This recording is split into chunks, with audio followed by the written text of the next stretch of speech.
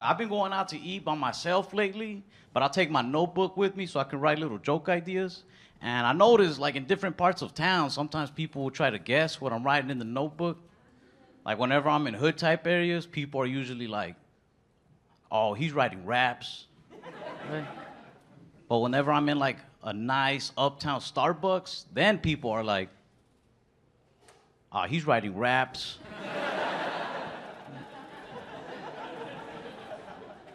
One time I was like in a very like quiet, low-key coffee shop, and this girl comes up to me. She's like, "Hey, excuse me, are you writing poetry?" I was like, "No, I'm writing raps." I tried to hide my notebook, and she tried to peek over my shoulder. She was like, "How come it says jerk off right there?" I was like, "Don't worry about that. Streets is crazy. People die jerking off there."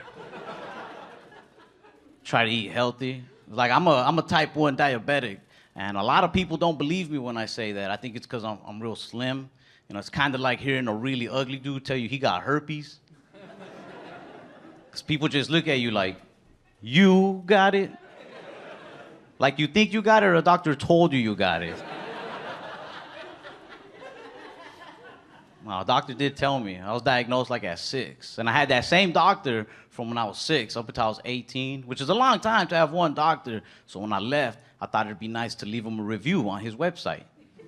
So who knows him better than I do, you know? I was like, this man was my doctor for the last 12 years. And I am still diabetic. 1 star. I left him 1 star because of the nurses he had working for him. They used to try to lift you up, but I didn't like it. 'Cause they'll say things like, you know, in time, you could actually find that diabetes could be somewhat of a blessing in disguise.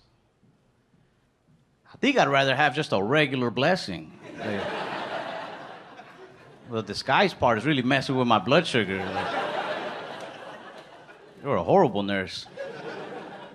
But I took her advice. Like years down the line, though, I was at a bar and some of my friends started a little fight. And this dude pushed me. So in my head, I was like, diabetes. I didn't want to fight him, so I said, hey, man, you don't want to do this. I'm diabetic. And this is one of those little things that sucks about living in America. He goes, me too, and then punched me in my face.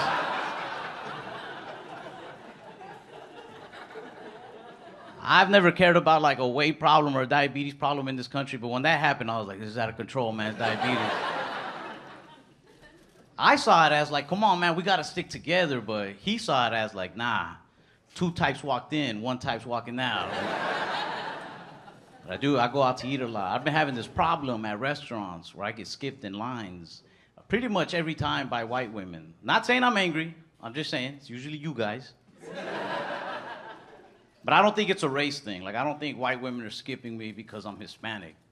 I think white women are skipping me because I'm short and Hispanic. Like, hear me out. You see a 6-foot Latino dude standing in line, that dude has the potential to be tall, tan, handsome. You respect that man's place in that line. But they see me, 5'7" Hispanic dude in line, in their mind they're probably thinking, he probably works here. I'm just getting in front of like.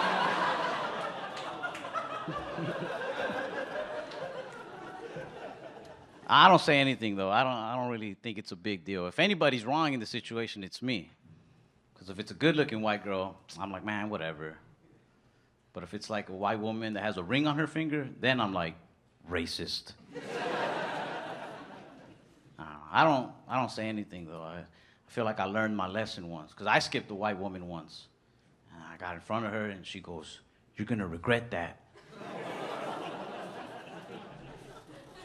I was like, whatever. I didn't think nothing of it. I brushed it off. Then like 2 days later, I went to my old neighborhood to visit my grandma and they turned their house into a yoga studio. I was like, ah. They fucking got me. Honestly, I kind of like when I get skipped by white ladies. Only the older ones, because they do it with like some guts behind it, with some attitude. You know, like older white ladies with the little glasses. They'll get right in front of you and then look back at you like, what? Go ahead, say something. This is a target. Who do you think they'll believe? I'm like, fair enough, fair enough. I don't know where I fit in. I really don't. Like, I can't even hang out with my thug friends anymore because we'll be smoking together and then they like to say cool thug shit, but it'll also hurt my feelings a lot of the time. They get real dramatic when they hit the joint and be like, man, dog, you know, when I think about it, all my real friends are either dead or in jail by now.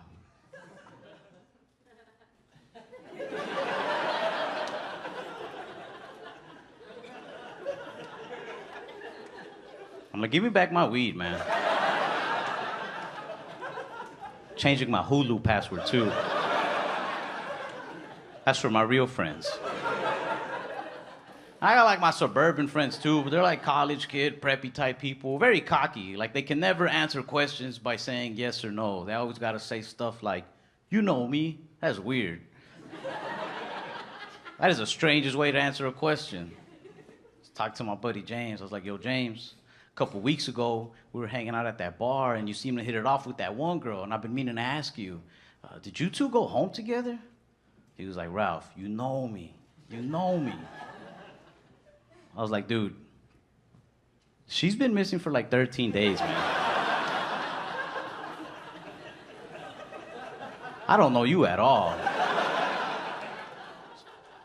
My educated friends are trying to get me into politics more. They're like, man, you don't ever see these immigrant stories on the news and get upset.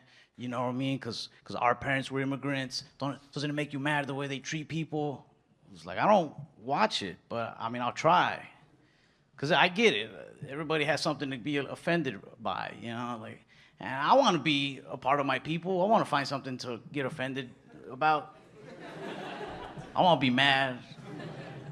I was watching all these different political channels, but I couldn't care much. Until I started watching CNN. They were doing this special on China. And now I started getting a little offended, right? It caught me. The first thing that caught me, 80% of Americans don't trust President Xi Jinping. And I don't think that's true, because I don't think 80% of us knew China had a president. Called my buddy Peng, because he's from China. I was like, yo, you guys have a president in China? He says, no. He said, it's more of like a chairman position. I was like, oh, well, I don't trust him. And then I kept watching. They said, the biggest threat to our country is the country of China. And that's where I got mad. Because China has not only clothed and fed me for the last 20-something years, but after every meal, they give me a little message of inspiration. China's my biggest threat? No. I'll believe they're my mom before I believe they're my biggest threat. They start pressuring me to vote a lot. I don't like that either. I miss being a little kid, getting pressured into more human things, like gangs, drugs. You knew which one was dangerous. But with voting, you can never pick a right side sometimes, you know? You think you know, and then somebody comes out of the shadows with some hidden facts that they read online. It's hard to know what's true or not. You'll be like, hey, yeah, I'm gonna go Democrat because I heard they got a good health plan. They're like, no, yeah, they do. It's a good choice. And then out of the shadows, somebody pops up like, but also, they eat children. Oh. Okay, I don't want that. Let me check out the Republican side. And you get the facts on them. Oh yeah, they got a good budget plan. They're really trying to fix up the economy. You'll like it. And then out of those same shadows, somebody pops up with like, but also, they're the ones who purchased the children. Like, I'm good on kids, man. I'm good. I do want to vote. I do want to, but honestly, I want to do it for bragging rights. I feel like one day there's gonna be a badass president who legalizes all sorts of cool things across the country. Like mushrooms, weed, prostitutes. Not saying I'm just gonna go indulge in all of these, but I would like to think if, you know, by some circumstance I find myself sharing a legitimate blunt with a legal prostitute as we file her W-9. in that moment, I want to be like, you're welcome, by the way. I voted. I did this. Like, it's just scary. Like, you really do got to get informed, man. You can't just make a snap decision. Like, I'm 25, but I don't feel like I'm old enough to vote. You know, like I want to pick a president, but at this age, like I'm still learning how to pick good mechanics. I got my wheel alignment the other day by a dude who guessed the price off the top of his head. I just pulled in. I was like, "Excuse me, sir, how much is it for a wheel alignment?"